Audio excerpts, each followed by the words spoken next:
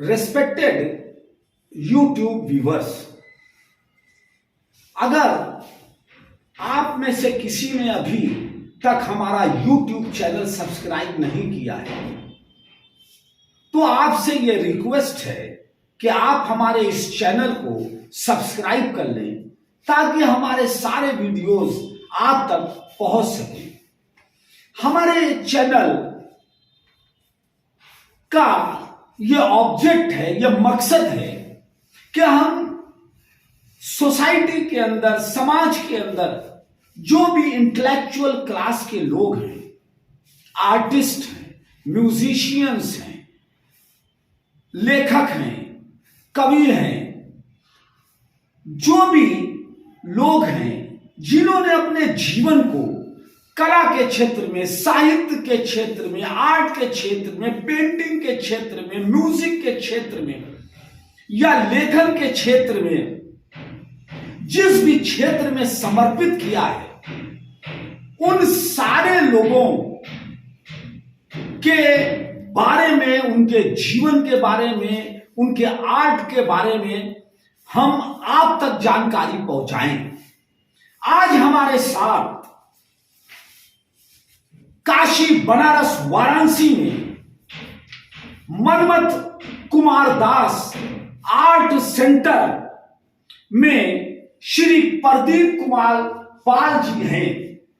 प्रदीप कुमार पाल जी और आपकी पत्नी श्रीमती इंद्राणी पाल हमारे साथ हैं। श्री प्रदीप कुमार पाल जी, श्रीमती इंद्राणी पाल जी, आप सब लोगों का YouTube चैनल में बहुत ही स्वागत है। आपने अपना कीमती समय हमारे इस चैनल को दिया, इसके लिए आपको बहुत बहुत धन्यवाद। हमारे साथ वाराणसी के बहुत ही सीनियर अधिवक्ता एवं फॉरवर्ड ब्लॉक के पदाधिकारी श्री संजय भट्टाचार्य जी हमारे साथ हैं। संजय भट्टाचार्य जी एडवोकेट साहब, आपका भी बहुत बहुत स्वागत है। हमारे साथ हनुमान जी भी हैं, आप भी एडवोकेट हैं, लॉयर हैं। हमारे साथ फराज अहमद सिद्दीकी एडवोकेट भी हैं।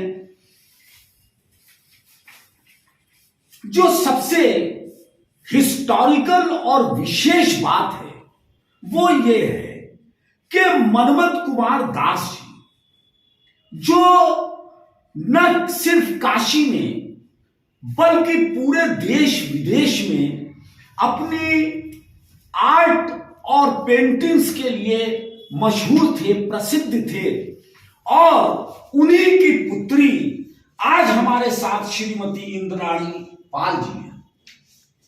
एक ऐसे प्रसिद्ध पिता की पुत्री हैं, एक ऐसे पिता की मनमत कुमार दास जी, जिनके बारे में यह कहा जाता है कि वो सुबह उठते थे तो सीधे घाट पे चले जाते थे और वहां पे पूरे काशी बनारस के घाट की एक एक जो इवेंट्स होते थे, वहां के जो दृश्य होते थे, उन विभिन्न विभिन्न दृश्यों को कि वो स्केचिंग करते थे और स्केच से पूरा आर्ट बनाते थे।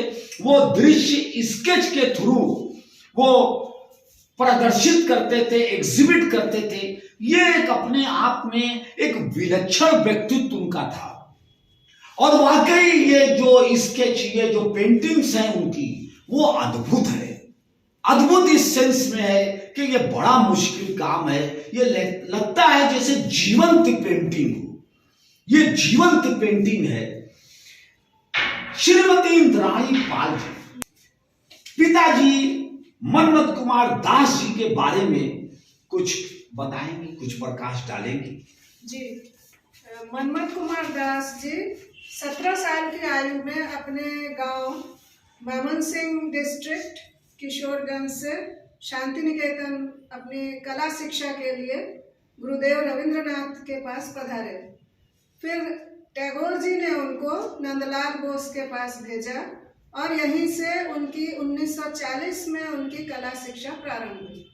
1945 तक उन्होंने बहुत विद्वत जनों के पास कला की शिक्षा ली, जैसे रविंद्रनाथ टैगोर, नंदलाल बोस, अवनींद्र नाथ जी, राम किंगर बैज, और उसी दौरान वो बहुत गुणी जनों के संपर्क में भी आए, जैसे नेताजी सुभाष चंद्र बोस जी, फिर एनी बेसेंट, और बहुत इस तरह के बहुत से लोगों के, महादेवी वर्मा, जवाहरलाल नेहरू, इन लोगों के संपर्क में आए।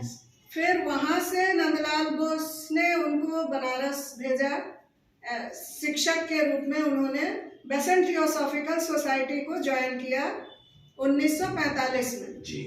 फिर 1945 से लेके 1983 तक उन्होंने वहाँ काम किया। शिक्षक के रूप में उन्होंने एक नई दिशा दी बेसेंट थियोसॉफिकल सोसाइटी के स्टूडेंट्स को। फिर 1983 में जब वो रिटायर हुए, इसके बाद से उन्होंने अपने जीवन को पूरी तरह कला के लिए समर्पित कर दिया।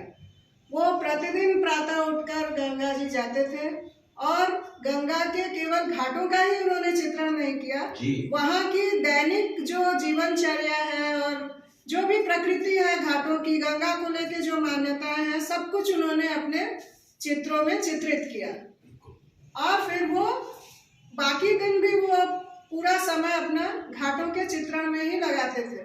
उन्होंने कभी किसी से किसी प्रकार की कोई अपेक्षा नहीं की कि बिकेगा तो बनाएंगे, या फिर मेरा यश मिलेगा मुझे तब मैं काम करूंगा, ऐसा उन्होंने नहीं किया।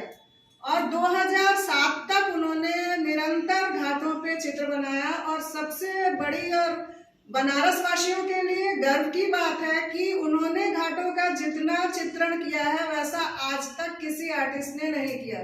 सबसे ज्यादा चित्रण उन्होंने घाटों पे हर स्थिति का, हर परिस्थिति का चित्रण उन्होंने किया। और उनके चित्रों का सबसे बड़ा संग्रह बनारस में केवल उन्हीं के पास है, क्योंकि उन्होंने बहुत ज्यादा चित्रण किया। बहुत अच्छी बात।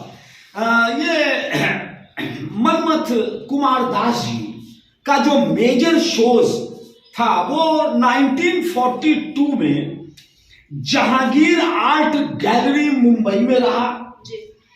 1944 में साहित्य परिषद भवन कलकत्ता में, फिर उसके बाद 1974 में थियोसॉफिकल सोसाइटी वाराणसी में, 1978 में डीएवी कॉलेज देहरादून में, 1988 में वाराणसी में, और 1998 में एबीसी आर्ट गैलरी वाराणसी में।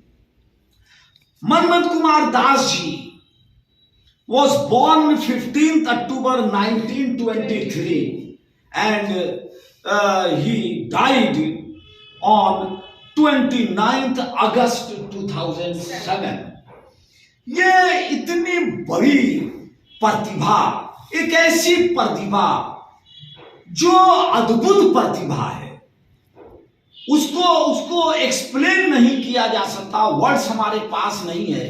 क्योंकि मैं जो ये स्केच देख रहा हूं ये मुझको अचंभित कर रही है कि कितनी जीवंतता है। Manmath Kumar Das ji fine arts eight कला भवन Shanti Niketan worked under the guidance of Acharya Nandlal Bose and specialized in decorative design and tempera paintings. ये नंदलाल बोस जी ने एक एग्जीबिशन लगाई थी, और नंदलाल बोस जी ने जो एग्जीबिशन, आर्ट एग्जीबिशन लगाई थी, उसमें नेताजी सुभाष चंद्र बोस ने उस आर्ट एग्जीबिशन का इनागुरेशन किया था।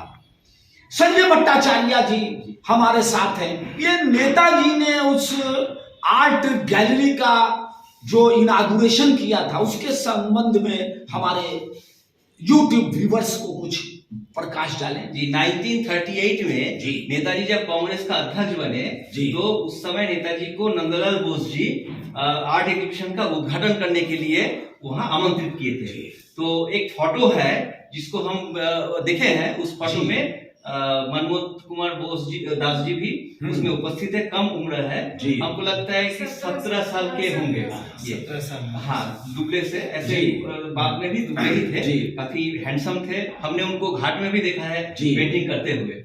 तो ये एक फोटो मिलता है और नेताजी का 2 फोटो हमारे पास है उपलब्ध, तो जिसमें नंदलाल बोस जी का उद्घाटन करते हुए जी। आर्ट एग्जीबिशन का।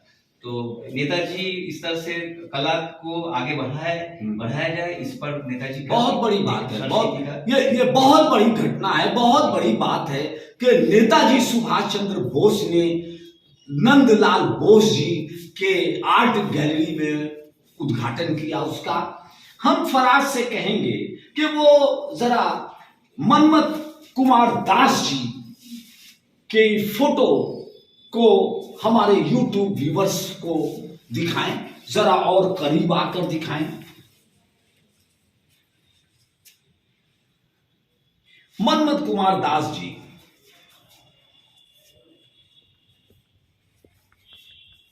ये आर्ट गैलरी संकट मोचन लेन, संकट मोचन वाराणसी में है, जहां हम लोग इस वक्त खड़े हैं, वाराणसी काशी में।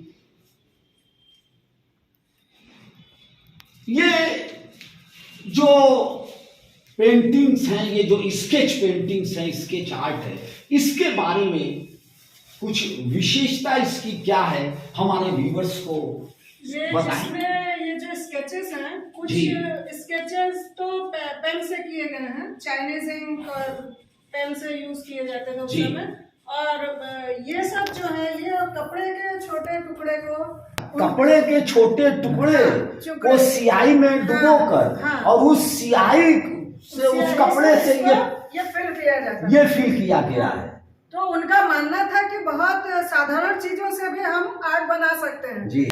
कि सिंपल पेपर पे भी बहुत अच्छे से ये सब कोई भी कलाकृति उकेरी जा सकती है। बहुत बहुत सुंदर। और ये प्रतिदिन सुबह बनाते थे इस तरह के। तो जी। इस तरह के स्केचेस का संग्रह मेरे पास करीब 7,000 के करीब है। 7,000। Yeah. ओहो, तो इसकी तो पूरी एक एग्जीबिशन जी लगनी हाँ, चाहिए। जी, बिल्कुल जरूर। इसकी एग्जीबिशन लगेगी। जी।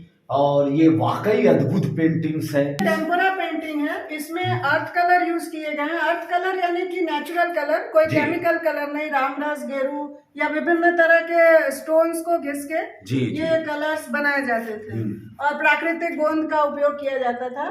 तो उस समय के घाट में, ये 86 का है, उस जी। समय के घाट में इस तरह से छाते वगैरह हुआ करते थे। जी। तो उसी को दिखाने के इसमें दिखाया गया है। हाँ।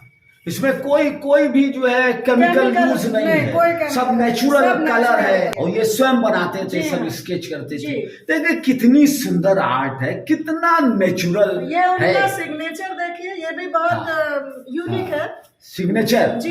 हाँ। ये शांति निकेतन का स्पेशल सिग्नेचर होता था उस समय के। ओहो। यहाँ बंगला में मनमत लिखा है और बीच में ऐसे माँ लिखा जाता था, नाम का पहला अक्षर। बहुत और सुंदर, ये बहुत डेट। सुंदर, तो जी। बहुत अच्छा, सारे स्केच और पेंटिंग बहुत में आपको सुंदर, मिलेगा। बहुत सुंदर, बहुत सुंदर। ये घाट, बनारस के घाट का देखें कैसे बना है, इसकी डिजाइन और इसकी नेचुरलिटी। डे टू डे वहां पे जो भी वो देखते थे वो स्केच कर लेते जी। थे। और ये भी वही जो कपड़े के टुकड़े जी, को जी, स्याही में भिगोकर, जी। उस कपड़े के टुकड़े को स्याही में भिगोकर उससे बनाए गए जी, हैं। जी। वाकई विलक्षण है, वाकई ये प्राकृतिक देन है, उनकी प्रतिभा है, ये प्राकृतिक प्रतिभा है। वाकई इसका जो है, केवल वो घाट नहीं दिखाते थे, घाट को जीवन के साथ जोड़ते हुए जी। आप देखिएगा हर स्केच में दैनिक दिनचर्या की करते हुए फिगर भी आपको दिखाई देंगे। जी जी, ये पूजा पाठ, दैनिक जो भी दिनचर्या है, या हाँ, जो भी हाँ। रिचुअल्स है बनारस के जी जी, संस्कृति है। संस्कृति सब सब बनारस के घाटों से जुड़े हैं, जन्म से लेकर मृत्यु मर तक मृत्यु सब तक कुछ। जो है, बहुत जो सुंदर। जितने भी सारे शादी बहुत ब्याह हो, सुंदर। कुछ भी हो, घाटों में जाना होता है लोगों का। तो उसको जो उसका जो है इनके चित्रों में उसका चित्रण पूरा में वर्णन जो है मिलेगा कि बनारस में किस तरह से जो है मतलब काशी की संस्कृति और गंगा किनारे जो है वो बसी हुई है। बहुत सुंदर। ये सब स्केचेस भी आप देख सकते हैं। जी जी, बहुत सुंदर।